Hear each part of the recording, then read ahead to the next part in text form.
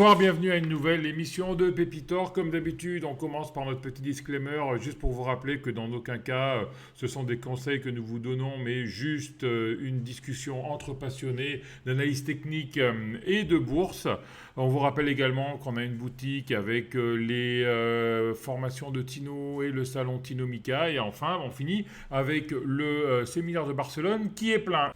Bonjour Alexandre d'IFF, comment vas-tu? Impeccable, Denis. J'ai un peu chaud là, mais tout va bien. Ah ouais, je Ravi vois. de discuter avec toi aujourd'hui. Ouais, pour nos auditeurs, il est 15 heures, donc tu dois être en plein cagnard, On est au top de la canicule là, je crois. voilà, c'est bon. Et qu'est-ce qu'on ferait pas pour Pépitor, hein? Si tu veux, on arrêtera un moment, si tu veux te rafraîchir. Non, il n'y a pas de souci.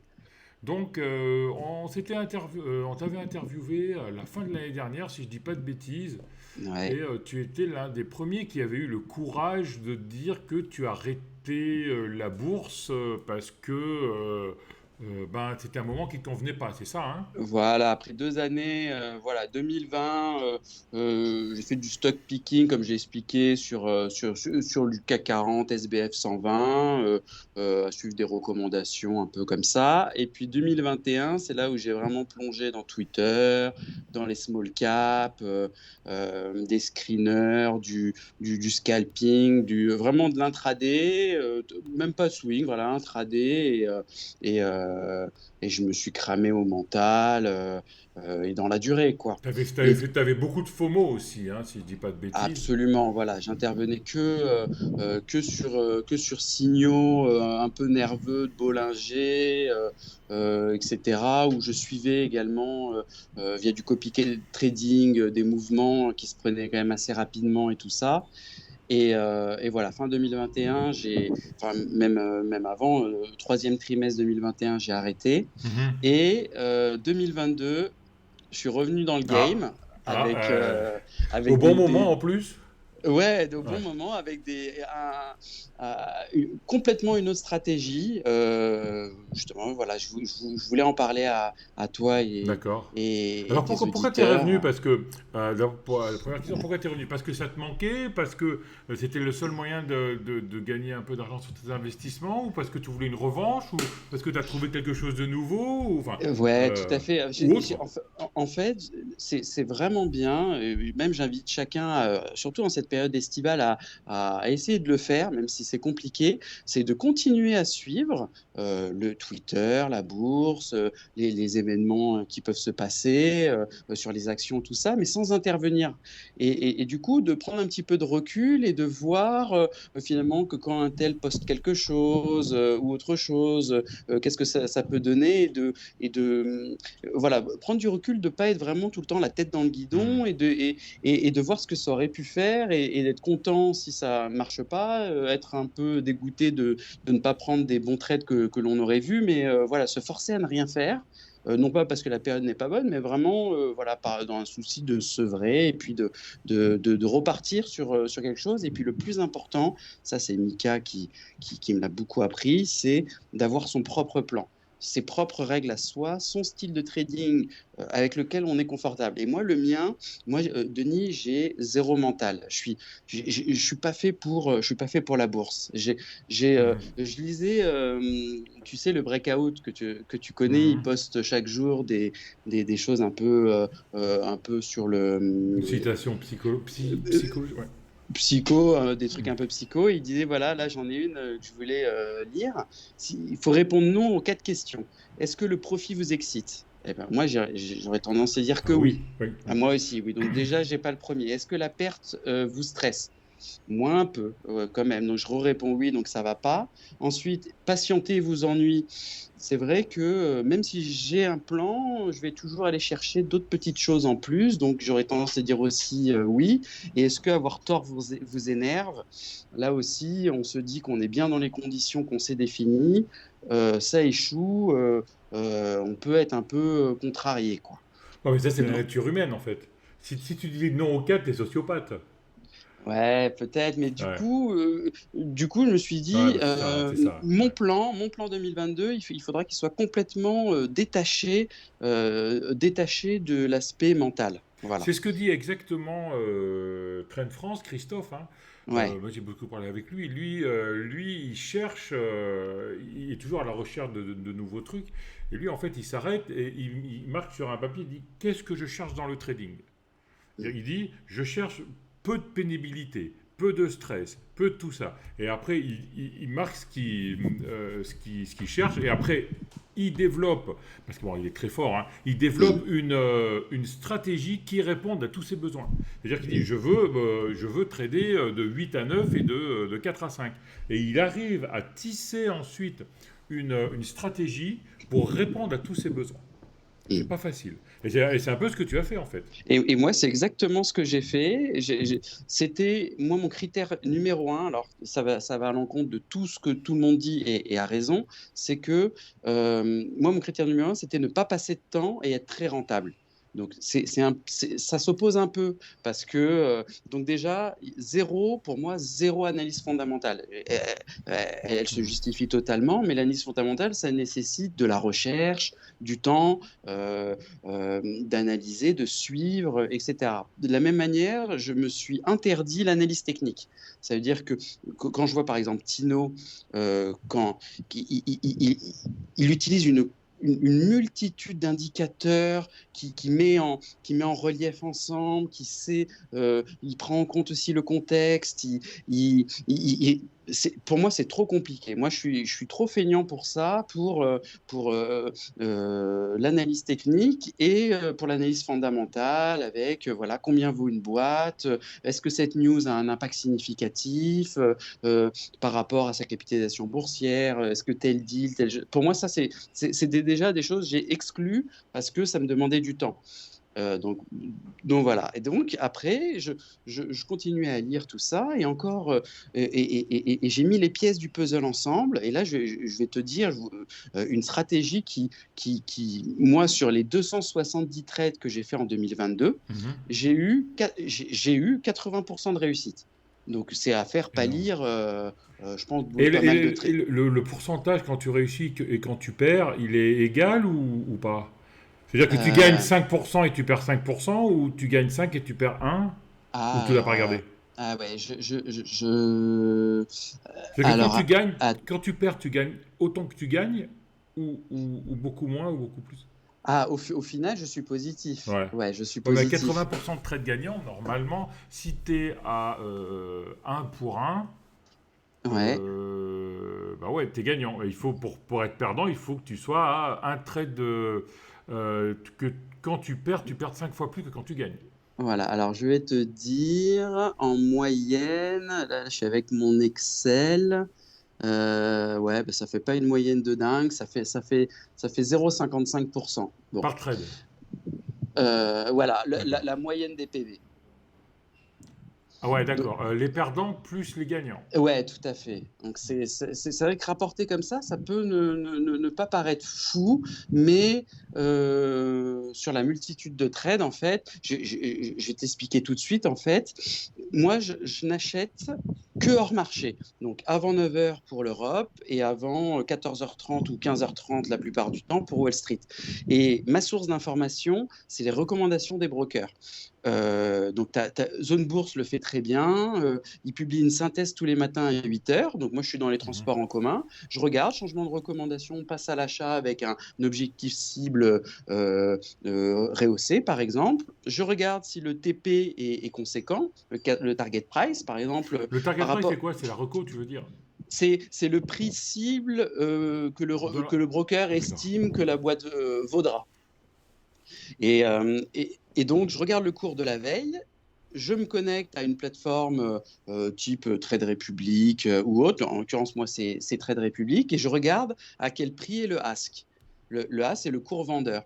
Et il arrive fréquemment qu'on soit très très proche finalement du cours de clôture. Sauf que Mhm. entre le cours de clôture et l'open, il y a quand même une recommandation positive qui va influer à minima sur post-open à 9h, 9h05, etc.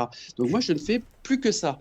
Et pareil pour C'est en fait, c'est un peu les erreurs de carnet ou les retards de carnet des market makers, en fait.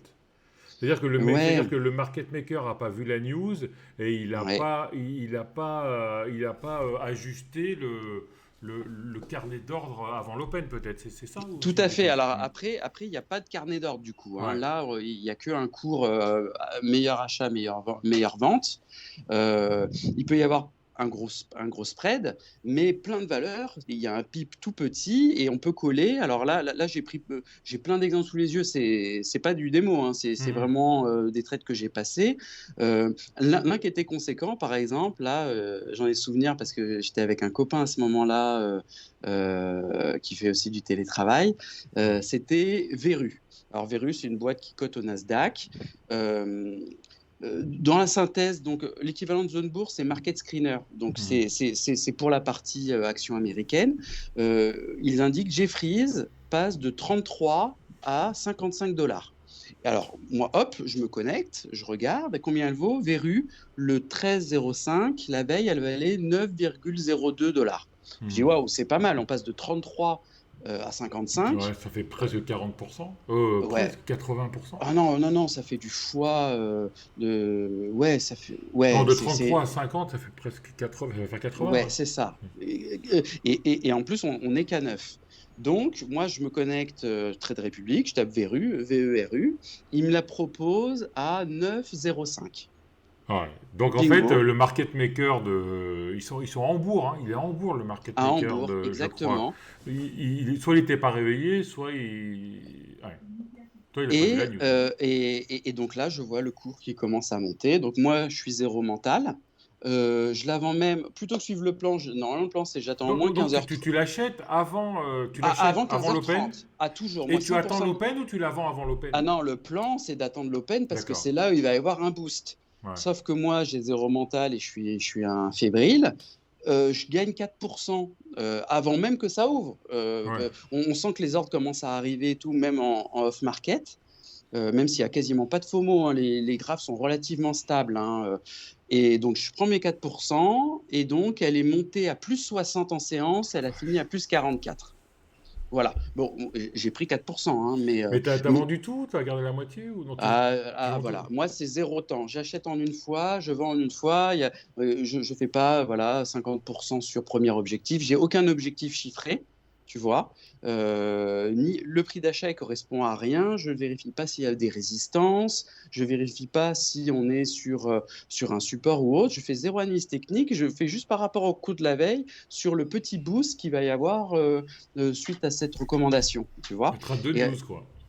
trade de news, voilà, Recommandation plutôt, hein. mais que les recommandations, exactement. Les news tu y Euh, joues pas. non, j'ai essayé, ça donnait envie du coup. J'en ai essayé, mais c'est plus aléatoire. C'est plus aléatoire. Il y a des contre-pieds. Des fois, la news est déjà anticipée dans les cours. Des fois, on pense que c'est une bonne news. Je peux reprendre un exemple. Il y avait Bon Duel. Je dis waouh, ils ont vendu une partie qui correspond. Enfin, ça valorise la boîte vachement bien. Et au final, je l'ai surpayé en off-market. Je l'ai peut-être payé à plus 4 plus 5. Et puis, elle a fait voilà, Bon Duel le 25 mai sur News. Je l'achète à 16,90 Mhm. euh, et je la vends à 16,38. D'accord. Je fais une moins-value de 3%. J'avais dû la payer peut-être voilà, plus 5 ou plus 8. Je pensais vraiment que c'était un super truc. J'ai plus 8 et en fait, elle a fait que plus 5. D'accord. Voilà. Mhm. Donc voilà ma stratégie, c'est en fait d'essayer d'acheter le plus près possible du cours de la veille avec un broker qui est connu, hein. Et donc là, pour tes auditeurs, je peux leur donner Mhm. Alors moi, j'ai fait le track record avec des datas sur 2 ans. Donc j'ai tout regardé. Et donc là, déjà, tu vois, en termes de mental, Mhm. 270 trades et tout, c'était trop pour moi. Je me suis dit, maintenant, je vais prendre que les trades premium. Donc trade premium, je dis, j'invite tous tes auditeurs à pas suivre ce que je dis, mais Mhm. juste à regarder pour voir si ce que je raconte, c'est naze ou pas. Il y a un des brokers qui s'appelle Raymond James. Et lui, il a la Je connais pas. particularité d'ajouter un cran qui est strong buy. Donc normalement, il n'y a que achat, surperformance ou surpondéré, neutre, sous-performance allégée et vente. Lui, il a un grade en plus, ça s'appelle achat fort, strong buy. Euh, Quand je reprends tout l'historique, quand il dit strong buy et que son objectif de cours est supérieur à 50% par rapport au cours actuel, il y a 90% de réussite, c'est-à-dire que quand la valeur elle va être positive, elle va finir positive dans 90% des cas, avec une hausse moyenne de 7,6%. Hmm. Si le TP il est supérieur à 40%, c'est 6,6% en moyenne de PV avec 90% de réussite, supérieur à 30%, 5,8%. Et toujours 90% de réussite. Mhm. Donc en fait, si vous ne jouez que quand Raymond James dit achat fort avec un objectif supérieur à 30% par rapport au cours, et que vous êtes off-market, euh, et que vous voyez que votre prix, que le prix proposé par la plateforme, il colle au prix de clôture, ou du moins il est inférieur à 2-3%, enfin supérieur à 2-3% max, Mhm. les stats, elles sont pour vous. D'accord. Voilà. Et Et les Ouais. recos, tu les prends pas en clôture, juste en open. C'est-à-dire que si tu as une reco qui tombe à 18h, tu la prends pas. Tu prends la Ah, reco de 8h du matin. c'est une excellente remarque, ça, Denis. Merci, merci, j'ai l'habitude. Parce que je me suis fait avoir. Je l'ai fait, ça. Je l'ai fait, par exemple, le vendredi. Sauf que sur un week-end, déjà sur les valeurs françaises, il y a la TTF. Donc Ouais. déjà, ça rogne un peu. Bon, on va pas faire à 0,3%, ok. Mais surtout, il peut arriver des événements sur un week-end ou durant la nuit qui font que le cours de l'Open, il va être rouge. Et ça aussi, c'est un très fort avantage, c'est que quand vous investissez à 8 heures du matin, hop, moi je me connecte sur IG, en une seconde, je vois la couleur des futurs. Je Mhm. vois si ça. Donc en plus, si l'open est vert, s'il y a une reco, et si vous chopez une demi-heure avant, une heure avant l'open, une valeur qui est proche du cours de clôture de la veille, c'est ultra sécurisant. Et en plus, dans cette stratégie-là, vous êtes tout le temps liquide. Il y avait une étude qui disait que si vous achetiez tous les matins et que vous revendiez tous les soirs, vous faisiez une performance minable par rapport au fait d'acheter en clôture et de vendre, Ouais. et de vendre le matin. Et en fait, ça revient à allier les deux. C'est-à-dire, en gros, t'es pas overnight, mais c'est comme si tu avais acheté la veille, tu vois. Et tu gardes combien de temps tes actions? C'est-à-dire qu'à 9h30, tu as fini ou des fois tu la gardes jusqu'à l'après-midi, jusqu'à la clôture? Exactement. En fait, je me fixe dans mon plan à 9h30 max, je vends. Et si je me connecte à l'application, c'est pour vendre. C'est pas pour checker le cours et me dire que, tiens, est-ce que je vais placer un Noël? Si j'allume en séance, c'est pour vendre. Positif ou négatif. Et maximum 9h30, 10h. Que ça Hmm. soit positif ou négatif. Du coup, ça demande un petit quart d'heure le matin, 2 minutes pour vendre à n'importe quel prix, et je refais la même chose avec mon capital à l'open de Wall Street à 15h30. Niveau money management, tu as un money management, c'est-à-dire que tu joues à un pourcentage de ton capital ou tu es all-in ou comment est-ce que tu J'ai- En, calcules fa- ça? En fait, voilà, je pars sur le fait qu'il va y avoir deux, trois recommandations. Donc, je divise par trois. Par jour ou on parle par... Deux, trois recommandations pour l'Europe, deux, trois recommandations Ouais. pour les US. Et du coup, je divise par trois mon capital. Donc, j'ai un tiers. Parce qu'en fait, tu n'es jamais sûr d'être servi, ni de la quantité, ni d'être fait. Et puis, tu n'es même pas sûr avant de te connecter à l'application comment dirais-je, du prix qui va être affiché. Donc, et du prix des suivantes. Bon, moi, je le fais séquentiellement. Première action, deuxième action, troisième action. Donc, je pars des fois sur un tiers. Je suis pas fait, l'ordre il est en attente. Je fais sur le deuxième un tiers. Des fois, du coup, il y a rien qui passe, ou des fois tout passe et je suis investi à 100%, D'accord. tu vois, ou un quart, ou un cinquième, tu vois, peu importe, tu Ouais. vois. Et ton plus gros gain, ta plus grosse perte, tu peux nous la Ouais, donner alors, en une c'est demi-heure, hein, c'est- toujours, on parle. Hein. Ouais, tout à fait. Alors, je lisais encore, tu vois, donc David Renan qui parlait d'une grosse baigne ce matin suite à une reco sur Neoen, moins 8,5%. Donc là, la reco était négative.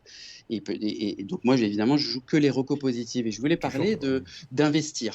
Investir sur Twitter, et pour les abonnés, il poste un conseil à 8 heures pile. Il apparaît sur Twitter à 8h04, qui est le conseil du jour. Et donc, moi, j'ai fait le track record de uniquement des recos investir. Et donc, par exemple, tu vois, il y a des valeurs qui marchent tout le temps, très fréquemment, et à acheter off-market. Donc, par exemple, Bilendi, plus 8,8, plus 7,9, plus 7,8 et moins 2,6. Donc, on voit que sur les 4 recommandations qu'ils avaient mises à 8 heures, elles marchent du feu de Dieu, par exemple. Et c'est pas vrai qu'il y avait des bonnes news ces jours-ci. Là, Emova, le 17 janvier dernier, plus 12%. Le 11 août dernier, plus 14,8%. Il n'y avait aucune news ces jours-là. C'était la reco d'investir de 8 heures du mat qui a influé sur des small caps. Ça marche que sur les small caps investir, hein. Quand ils recommandent Total Total, ou ISO, ouais. ça bouge pas. Et donc du coup, sur certaines, ça marche à fond, et sur d'autres, je me suis rendu compte, typiquement Infotel, ça marche pas. Quand la reco de 8 heures, elle fonctionne pas. Et sur d'autres, c'est la folie. Par exemple, euh, Memscap, que j'avais joué d'ailleurs, le 2 février, elle a fait plus 10%. Il n'y avait aucune actu hormis la reco de 8 heures. Mhm. Et donc, Memscap, je peux dire le réel, hein, à combien Mhm. je l'ai acheté. Je te dis juste, donc c'était le 2 février. Le 2 février, je me grouille. Hop, 2 février. Memscap, elle, le cours de clôture de la veille était à 1,34. Mhm. Moi, je l'achète à 1,38, donc j'achète à Ouais. plus 3%, ce qui est Ouais. beaucoup pour moi. Normalement, je ne dépasse pas 1 ou 2%. Dès l'open, elle ouvre à 1,47. J'étais Ouais. positif de 6,5%. Et tu vends un TP à l'open dans ce cas-là. Non, en fait, au moment où je me connecte, entre 9h15, avant 10h. Mais c'est-à-dire qu'en fait, de 9 heures au moment où tu vends, t'es pas connecté. Non, je fais exprès de pas être connecté. Tu suis Je pas fais, le exp- cours, quoi. Ah je ouais, suis pas le cours. c'est vraiment que c'est un peu ce que dit Christophe, c'est vraiment mis de côté tout ce qui peut Ouais. être.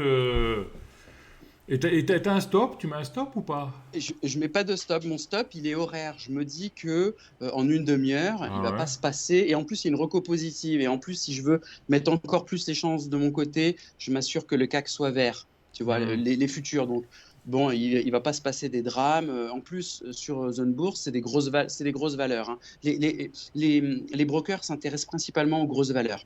Ils couvrent très peu les petites valeurs. Par contre, Mhm. investir, eux, alors le gros point d'attention, c'est qu'il faut faire super gaffe au spread sur les small caps. Déjà, on n'a pas forcément la quantité. Et en plus, entre le cours vendeur et acheteur, des fois, ça recolle quand on est dans le marché, mais généralement, ça suit le carnet d'ordre en fait d'Euronext en Hmm. séance. Donc voilà, c'est la limitation des small caps, quoi. Donc, tu vois des différences entre les marchés européens et les marchés américains?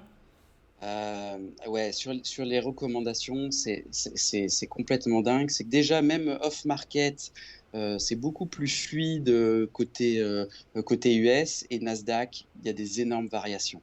Hmm. C'est ça qui est pas mal, c'est que euh, c'est quand même assez mou sur l'Europe. Et ce qui est pas mal aussi, le fait de jouer les recommandations de la synthèse Zone Bourse, hein, qui est gratuite, hein, sur Twitter, vous la recevez, ou sur le site, c'est qu'en fait, il n'y a pas de biais domestique, il n'y a pas le fait de jouer que les valeurs françaises.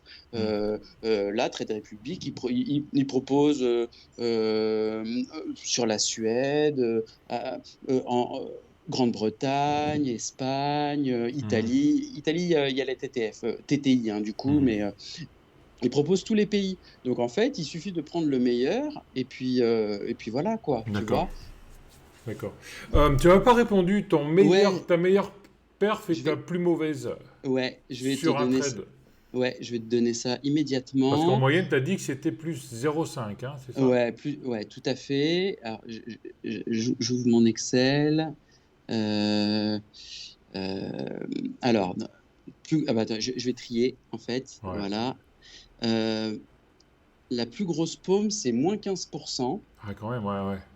Et je vais te dire sur quoi, tu vois, j'en ai même pas souvenir. Et mon plus fort gain, alors c'est pas terrible, c'est 10%, D'accord, 9,47%. d'accord. Mais tu as Euh, 80% de trades gagnants et 20% de trades perdants. Ou dans les abs- 20%, tu as du flat. non, je sais pas. Ouais, Je fais les négatifs et d'accord. j'en ai 20%. Donc le moins 15%, je vais te dire sur quoi il était. Ah non, non, non, non, c'était un autre. J'ai fait. Je voulais pas en parler, j'ai fait un peu de turbo. D'accord. Levier, le truc de merde. Ah oui, oui. Je me suis laissé influencer sur un tweet et je me suis pris une baigne. Donc ça ne fait pas partie. Donc ça serait moins 10,55%. Moins 10 c'est plus 10 alors. Ouais. Et donc le moins 10%, c'était une recommandation de Wells Fargo sur Toast le 5 avril. Voilà. Le prix de clôture de la veille était à 22. Mhm. Moi, je la chope à 21,8. Donc, je la chope en dessous du prix de clôture, hein. Je la chope à moins 1% et elle ouvre elle ouvre à moins 5. D'accord. Ouais, donc il y avait quelque Voilà. chose. Ouais. Il y Mhm. avait quelque chose. Voilà. Ça fait partie voilà, du 20%. Voilà. Est-ce que tu as essayé d'optimiser l'heure de vente? Ou tu ouvres quand tu le sens. C'est-à-dire que tu dis, ah ben voilà, c'est 12 minutes, je vois qu'au bout de 12 minutes, c'est le meilleur moment, donc tous les jours à 9h12, je vends. Ou alors tu dis, ben un jour c'est 9h10, un jour c'est 9h15, un jour c'est 9h30. Ouais. Alors en fait, quand j'ai fait pour bâtir mon plan, j'ai fait le track record, donc j'ai regardé ce que ça donnait par le passé et j'ai regardé aussi la couleur de la bougie. Et donc en fait, je me suis rendu compte qu'il y avait autant de bougies vertes que de bougies rouges. En gros, ça signifie quoi? Ça signifie que le fait de vendre dès l'open ou de vendre quasiment en clôture, c'était équivalent. Dans la moitié des cas, bougie verte, En ça veut clôture quoi? En dire que clôture de la bougie ou en clôture de... Je n'ai en pas clôture, suivi. en clôture délit de la bougie délit, Ouais. tu vois. Donc en gros, si la bougie était verte, et ben, effectivement, il aurait mieux fallu vendre le soir. Enfin, si la bougie était rouge, il aurait mieux fallu vendre bah, dès l'open, Ouais. puisque la couleur de la bougie, c'est la différence entre le Ouais. cours d'ouverture et le cours de Hmm. clôture. Donc je me suis rendu compte finalement que c'était équivalent, que c'était en fait et moi je préfère ne pas être soumis au hasard de la variation de la séance des marchés. Les marchés en séance, ils peuvent partir au nord comme au sud, on maîtrise pas, alors que avec ce plan-là, je joue juste le décalage à l'open, quoi. Mhm. D'accord. Tu vois. Donc voilà, c'était pour partager ça avec toi, Denis. C'est un truc que j'ai pas trop entendu parler, même dans tes vidéos, Non, de non. gens qui jouaient à la fois du off-market, à la fois des recommandations, une technique qui C'était une idée que demande j'avais peu de eue quand temps. j'avais interviewé le responsable de Trade Republic France, mais j'étais jamais Ouais. allé plus profond en fait. C'est vrai que c'était intéressant d'approfondir. Ouais. Voilà. Hmm. Alors après, il y a toujours des pièges. C'est là, après, on apprend. Par exemple, je me suis laissé influencer sur une valeur pétrole-gaz à regarder le CAC 40, alors qu'en fait, il faut regarder le baril. C'est ça Hmm. l'indicateur, en fait, pour savoir un petit peu une idée du off-market, de ce qui va se Hmm. passer à l'open. Ok. Voilà. Bah, super, Alexandre. Tu veux rajouter quelque chose ou Euh, alors pour conclure, bah, vas-y, si vous rajoutez quelque chose et après ouais, je te demanderai.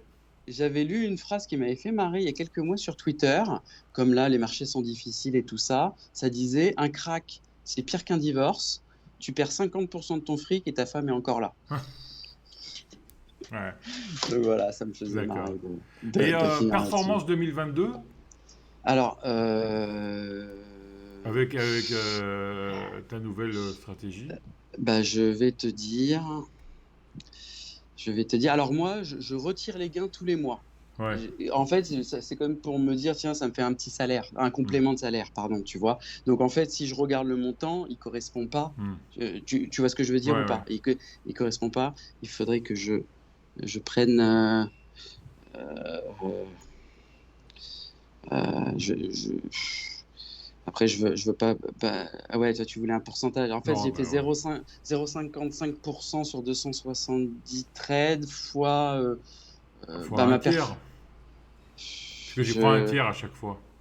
Ouais, je sais pas. 0,5 fois 2,70 fois Je, je, 0,3 en je fait. sais, je sais combien je me verse, tu Hmm. vois, euh, par En rapport au pourcentage de ton capital. capital, tu te verses combien?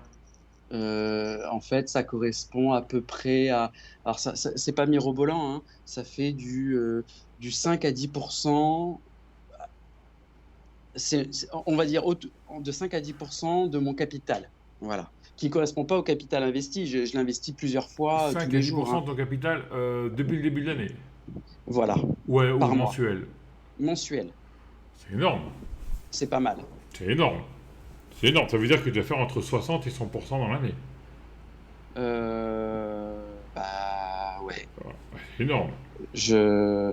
Et avec voilà, des gains qui dépassent jamais 10% et des pertes bah, là, je viens de te le voir, hein, moi Ouais, j'ai pas ouais. le.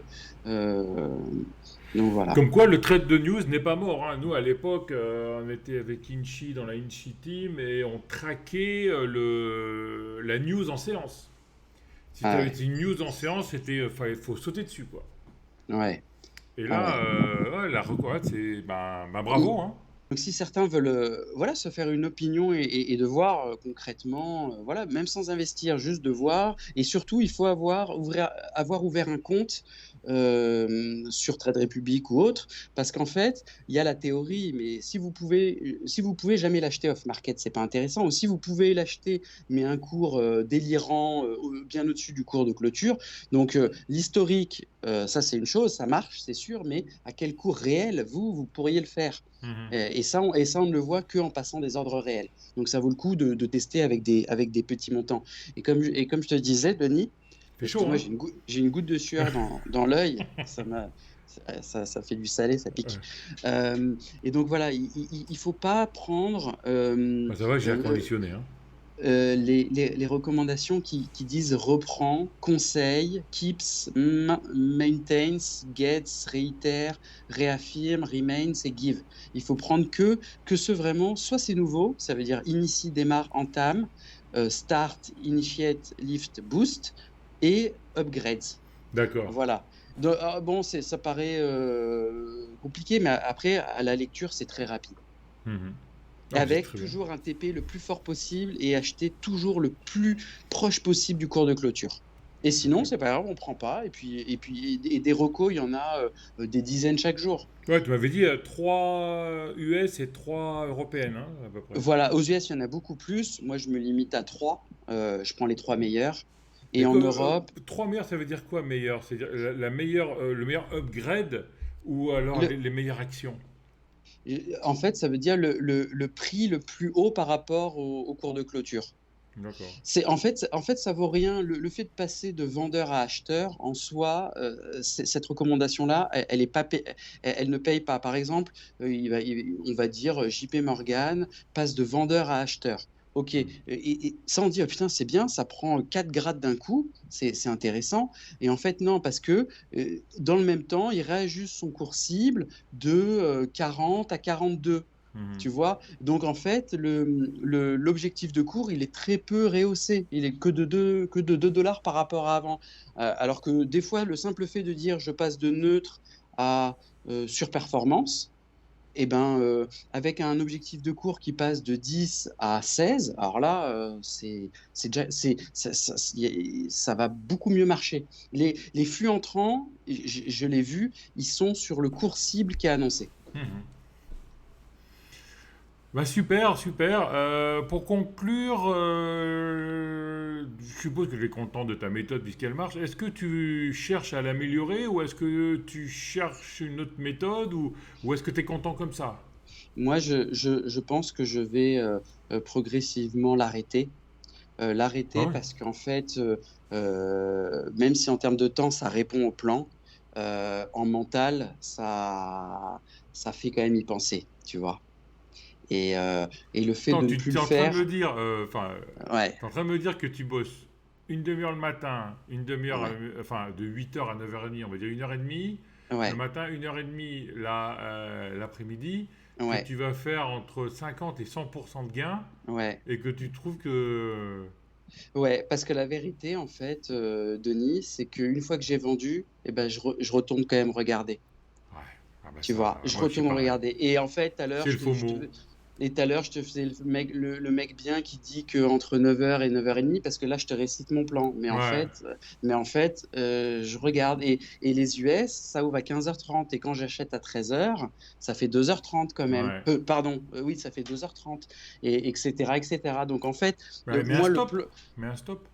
Ouais, mais. Enfin, moi j'ai Donc. fait la même chose. Moi j'ai trouvé un truc maintenant. C'est que je prends une position plus grande, Hum, je vends une partie hum, dès que ça monte et je me mets, je me mets à break-even. Ce qui hum, veut dire que à chaque fois je gagne. hum, Et comme ça, enfin à chaque fois je gagne, si ça part dans le bon sens évidemment. hum. Et ça m'a limité mon FOMO. Je gagne beaucoup moins que si je gardais plus longtemps, mais c'est la façon qui m'a permis Moi, je joue avec des petites positions. Je joue avec des 1000, Hum, 2000 euros. Maintenant, hum, je joue avec des 6, 7 ou 10 000. Et hum, je prends la moitié tout de suite. hum, Et après, je mets un break-even hum. Ouais, par mais tu ligne. vois, euh, il y a le plan théorique tel que Mhm. je l'explique. Voilà, deux fois 15 minutes. Et en plus, c'est dans les transports en commun ou c'est à la pause déj, donc ça bouffe pas.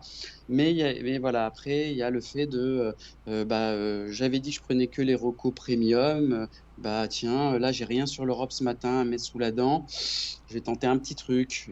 Ah Et oui. puis, Ah oui. et oui. Et C'est puis, pas bon ça, hein? ou alors, du coup, j'en ai qu'un au lieu de trois, bah, je vais tout mettre. Voilà. C'est moins bon aussi. Et puis tiens, je vais regarder, je vais suivre. Et Ça me puis, je rappelle vais des être. choses, ça, ouais. Ouais. Et donc, finalement, la promesse de peu de temps avec rentabilité, ça se transforme malgré tout en rentabilité, mais avec du temps. Voilà. Et en plus, j'ai pu passer du temps en expérimentant les news. Mais là, il fallait lire tout ce qui se passe de 17h35 à 9h. Ça, j'ai arrêté. Donc, j'ai essayé d'épurer pour. Mais après, ça revient, en fait. Tu vois, la nature a horreur du vide et ça revient. Et donc, ça me convient pas. Alors moi, Ça me ça fait convient 2 ans pas. que je fais des interviews. J'ai des stratégies, j'en ai entendu des centaines. Je me suis aperçu d'un seul truc, c'est que du moment où tu as un plan et tu as du money management, tu gagnes. Ouais, Mais il faut c'est suivre ton vrai. plan et suivre ton money management. Après, C'est que vrai. tu fasses le nuage de Mika, que tu fasses les bandes de Bollinger, que tu fasses le MACD, que tu fasses l'extra trend, tu prends ce que tu veux, mais il faut suivre le plan. Et si tu as Mm, un plan avec un money management, tu gagnes. mm, Et quand on perd, c'est que soit on fait n'importe quoi, soit on ne suit pas son plan. Mais avec un mm, plan et un money management, tu gagnes 100% mm. des fois. Ouais. Mais il faut avoir ton plan et il faut le suivre. Moi, Mm. c'est ce que j'ai appris, que, en fait, c'est pas la méthode qui est importante, c'est suivre sa méthode, c'est suivre la Ouais, méthode. ouais. Et Et tu c'est vois, plus moi, compliqué. la force de cette méthode-là que je te présente, c'est que t'es pas soumis aux aléas du marché d'un open qui va être rouge ou pas. T'es tout le temps liquide. En fait, tu es en position qu'une demi-heure, une heure. Et en plus, tu es en position la plupart du temps quand le marché il est fermé. Donc, Hmm. il se passe rien, en fait. Du moins sur les graphes, tu vois. Donc, finalement, euh, euh, une journée qui va être dégueulasse, et même, j'ai envie de dire, une journée qui ouvre à -4, à -3, allez, je vais pas exagérer, et ben, si tu as ta reco et que on te propose ton Stellantis à -8, et ben, en off-market, bah, ça se réfléchit quand même, tu vois. Mhm. Finalement, tu as quand même la variation, tu peux avoir aussi la variation accentuée dans un sens ou dans l'autre en off-market, quoi, tu vois. Mais alors, tu disais que tu as arrêté cette méthode, mais tu vas chercher quoi? Tu vas rajouter une autre condition ou tu vas carrément tout arrêter? Parce que Non, trouver plus tranquille que je, ça, c'est compliqué. Ouais, honnêtement, là, j'étais vraiment super content parce que moi, j'ai besoin de trucs un peu mathématiques, voilà, et pas d'analyse technique, analyse fondamentale. Là, voilà, c'est une règle de 3, une multiplication avec un track record vérifié. Tu vois, sur 1 an et demi, 2 ans, j'ai pris toutes les recos, trucs, pas manuellement, hein, mais tu Hmm. vois, hop, j'ai récupéré les cours ouverture, clôture, et j'ai regardé. Et ça valide, tu vois. Le passé, il valide. Alors, tu vas me dire, oui, le marché, il change, mais en fait, les recommandations, ça existe depuis super longtemps. Il n'y a pas de raison que ça change, ça, tu vois. Mhm.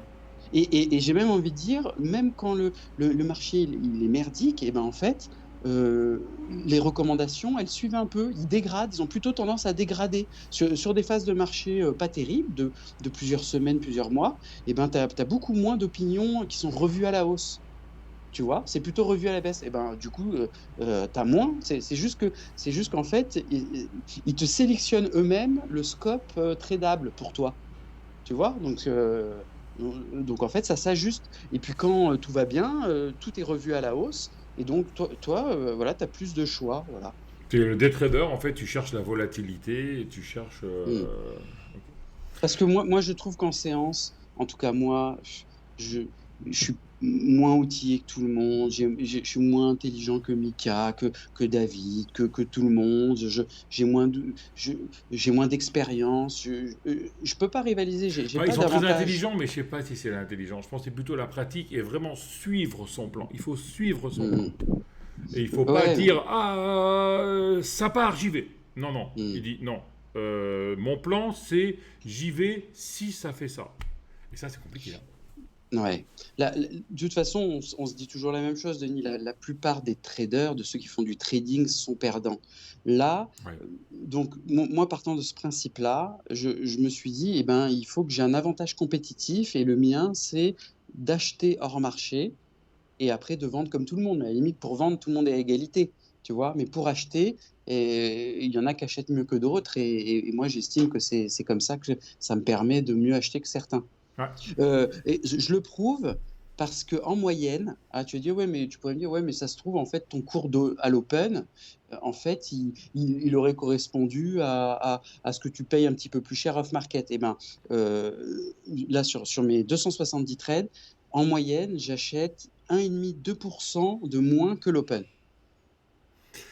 C'est un peu ce que faisait Blake Rim. Je n'en entends plus parler. Je sais pas ce qui est arrivé. Je sais qu'il était malade. J'espère qu'il lui est rien arrivé de grave. Lui, ce qu'il faisait dans l'interview qu'on avait fait, il regardait les gainers. En fait, c'est ce qu'on appelait les gainers aux US, c'est-à-dire ceux qui en pré-open faisaient des grosses montées.